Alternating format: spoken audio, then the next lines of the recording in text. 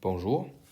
Dans la vidéo précédente, nous avons pu déterminer l'ensemble des vecteurs propres et des valeurs propres pour une particule confinée dans un espace monodimensionnel. Nous allons maintenant déterminer deux nouvelles propriétés de cette particule à partir de ces résultats.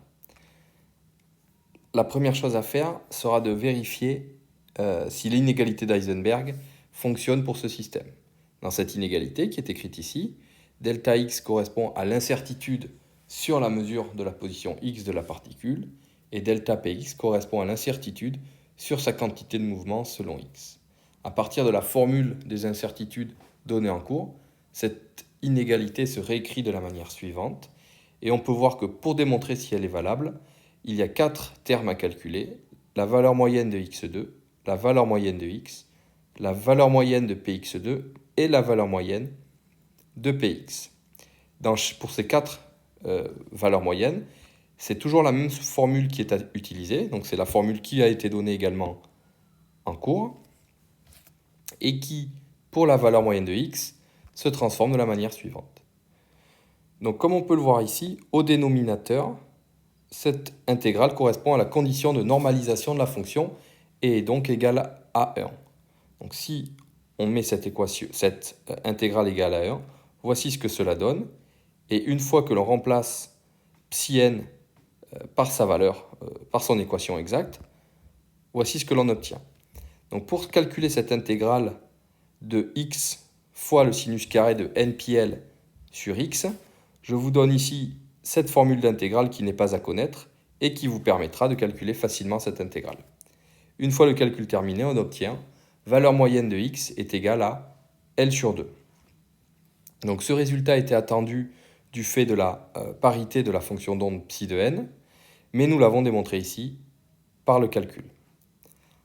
Pour finir de déterminer si l'inégalité d'Heisenberg fonctionne pour ce système, s'applique à ce système, il y a 3 calculs supplémentaires à réaliser. La valeur moyenne de x2, où l'opérateur ici n'est plus l'opérateur x, mais l'opérateur x au carré. La valeur moyenne de p de x, et ici l'opérateur et l'opérateur p de x. Et la valeur moyenne de px2, avec ici l'opérateur p de x au carré. Je vous rappelle la formule de l'opérateur p de x, même si cet opérateur a déjà été vu en cours. Il s'agit de moins i h bar, dérivée partielle selon x.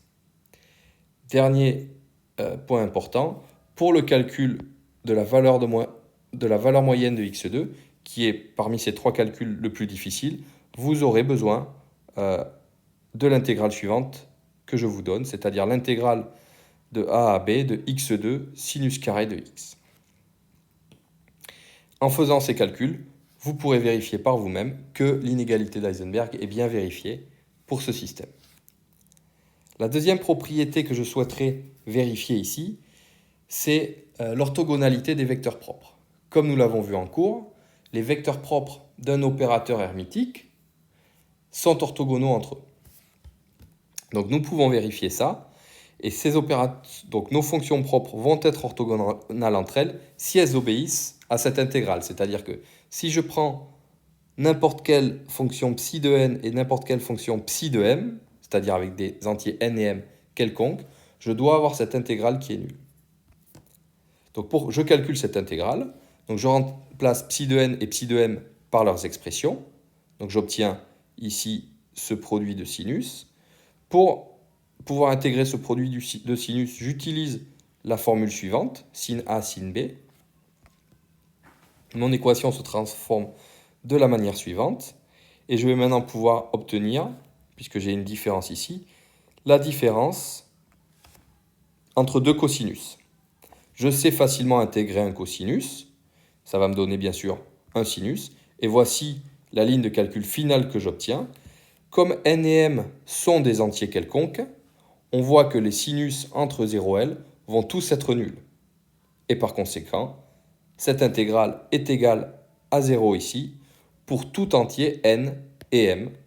Et donc j'ai bien l'orthogonalité entre tous les vecteurs propres de l'opérateur hamiltonien dans ce système, ce qui était attendu puisque l'opérateur hamiltonien est un opérateur hermitique. Ainsi s'achève cette vidéo.